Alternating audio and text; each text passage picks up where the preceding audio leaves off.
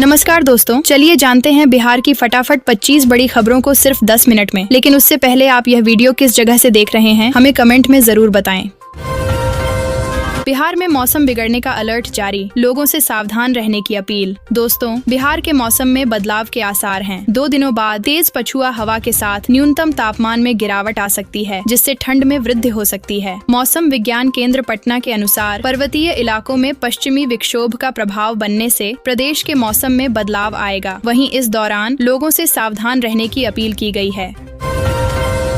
Bihar police भर्ती का परिणाम जारी, सिर्फ इन अभ्यर्थियों को मिलेगा आरक्षण का लाभ। दोस्तों, बिहार पुलिस में कांस्टेबल के पदों के लिए आयोजित लिखित परीक्षा में 33% अभ्यर्थी शामिल नहीं हुए। परीक्षा में शामिल होने के लिए 17,91,231 अभ्यर्थियों को प्रवेश पत्र जारी किया गया था, लेकिन केवल 11,95,101 अभ्यर्थी ही परीक्षा में शामिल हुए। शारीरिक दक्षता परीक्षा में प्राप्त अंकों के आधार पर चयन की मेधा सूची तैयार की जाएगी।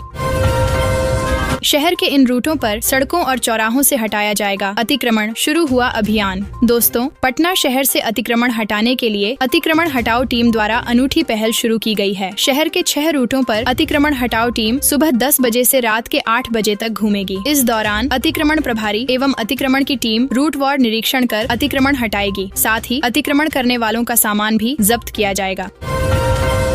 सक्षमता परीक्षा उत्तीर्ण 106 शिक्षकों को 24 घंटे का समय कर लें, यह काम नहीं तो होगा एक्शन। दोस्तों, शिक्षा विभाग ने सक्षमता परीक्षा उत्तीर्ण नियोजित शिक्षकों को सख्त चेतावनी दी है। काउंसलिंग में दस्तावेजों में त्रुटि पाए जाने पर सख्ती दिखाई है। 106 शिक्षकों को 24 घंटे में बचाव अभिकथन प्रस्तुत करने का अंतिम मौका दिया गया है। यदि वे अपना पक्ष नहीं रखते हैं तो आवश्यक कार्रवाई शुरू की जाएगी। बता दें, 1 अगस्त से लेकर 13 सितम्बर तक काउंसलिंग सह कागजातों का सत्यापन किया गया था।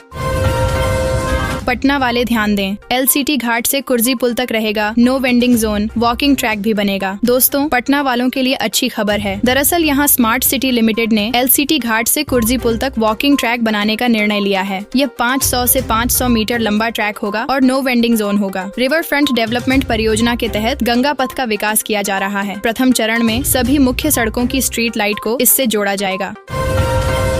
नीतीश सरकार ने शिक्षकों को दी एक और खुशखबरी, हर महीने की 10 तारीख तक जरूर करें ये काम। दोस्तों, बिहार सरकार दिसंबर से राज्य के सरकारी स्कूलों में हर महीने एक उत्कृष्ट शिक्षक को पुरस्कृत करेगी। शिक्षकों को उनके नवंबर महीने के शिक्षण कार्य के आधार पर पुरस्कार दिया जाएगा। इसके लिए शिक्षक प्रधानाध्यापक को 10 दिसंबर तक शिक्षा विभाग के ई-शिक्षा कोष पोर्टल पर जानकारी देनी होगी। इस योजना के बारे में अधिक जानकारी के लिए जिला शिक्षा पदाधिकारियों से संपर्क करें। बिहार SATF की बड़ी कामयाबी, मुंगेर और सारण में किया मिनी गन फैक्ट्री का भंडाफोड़। दोस्तों, बिहार SATF ने मुंगेर और सारण में बड़ा एक्शन लेते हुए 2 अवैध मिनी गन फैक्ट्रियों का खुलासा किया है। इसके साथ ही SATF ने आधा दर्जन लोगों को भी गिरफ्तार किया है। उनके पास से देसी पिस्टल, 10 देसी पिस्टल के बैरल 9 ट्रिगर, 10 बॉटम पिन, 12 बाड़ी प्लेट सहित कई अवैध हथियार बरामद किए हैं। आरोपितों से पूछताछ जारी है। भूमिहीनों को जमीन खरीदने के लिए मिलेंगे 1 लाख रुपए, 3% DA भी बढ़ा। दोस्तों, सरकार ने ग्रामीण क्षेत्रों में सुयोग्य परिवारों को आवास के लिए जमीन के बदले 1 लाख रुपए देने का फैसला किया है। इसके अलावा राज्य सरकार के कर्मचारियों और पेंशन भोगियों के लिए महंगाई भत्ता 53% कर दिया गया है। ट्रैफिक व्यवस्था को बेहतर बनाने के लिए 153 पदों को मंजूरी दी गई है। ग्रामीण सड़कों के रखरखाव के लिए ग्रामीण सड़क सुदृढ़ीकरण और प्रबंधन कार्यक्रम स्वीकृत किया गया है।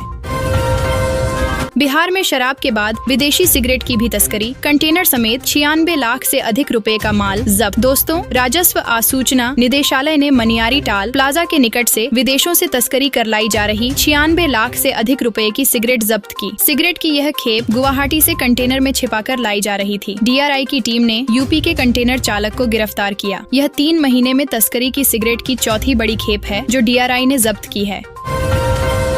लॉरेंस के दोस्त ने पप्पू यादव को दी जान से मारने की धमकी, कहा 15 दिन में उड़ा देंगे। दोस्तों, बिहार के पूर्णिया से सांसद पप्पू यादव को फिर से जान से मारने की धमकी मिली है। सांसद को कुंदन कुमार नामक व्यक्ति ने धमकी भरा पत्र भेजा है, जिसमें उसने खुद को लॉरेंस बिश्नोई का दोस्त बताया है। पत्र में लिखा है, तुम्हारी उल्टी गिनती शुरू हो गई, तुम्हारे पूर्णिया आवास अर्जुन भवन को 15 दिन में उड़ा देंगे।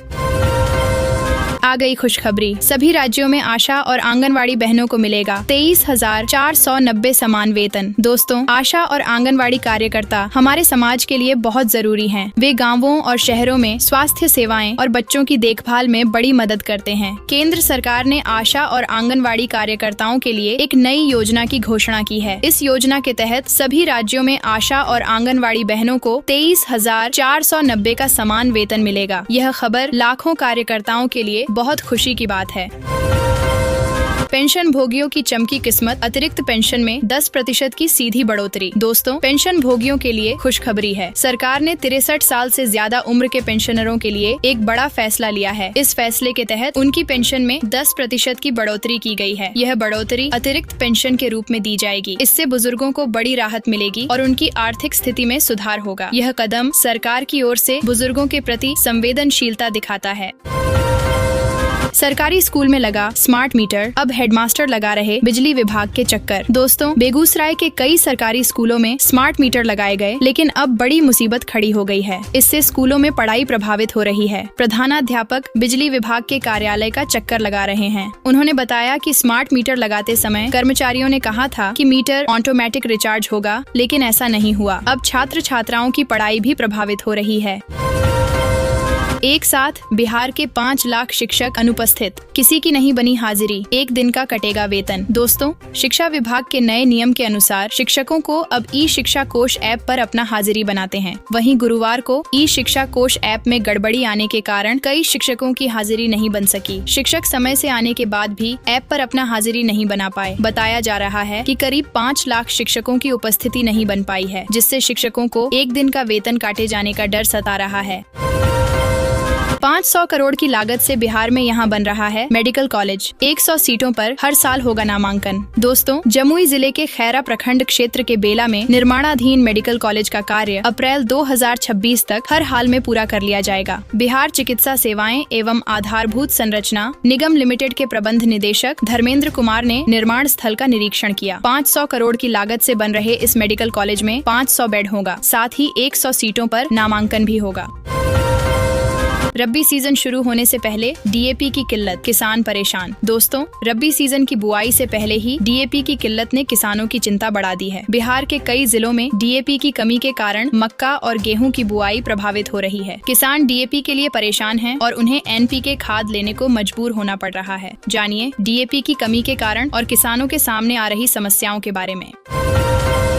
मुजफ्फरपुर में दाखिल खारिज को लेकर आया नया निर्देश, सीओ को मिल गया 8 दिन का अल्टीमेटम। दोस्तों, जिलाधिकारी सुब्रत कुमार सेन ने राजस्व और विभिन्न योजनाओं की समीक्षा की। उन्होंने अंचलाधिकारियों को म्यूटेशन के 75% मामलों का निष्पादन 20 नवंबर तक और 90% तक 10 दिसंबर तक पूरा करने का निर्देश दिया। उन्होंने लापरवाही करने वाले अधिकारियों के खिलाफ कार्रवाई की चेतावनी भी दी। इसके अलावा उन्होंने आधार सीडिंग अभियान, बसेरा भूमि मापी और आंगनबाड़ी केंद्रों के निर्माण में तेजी लाने का निर्देश दिया।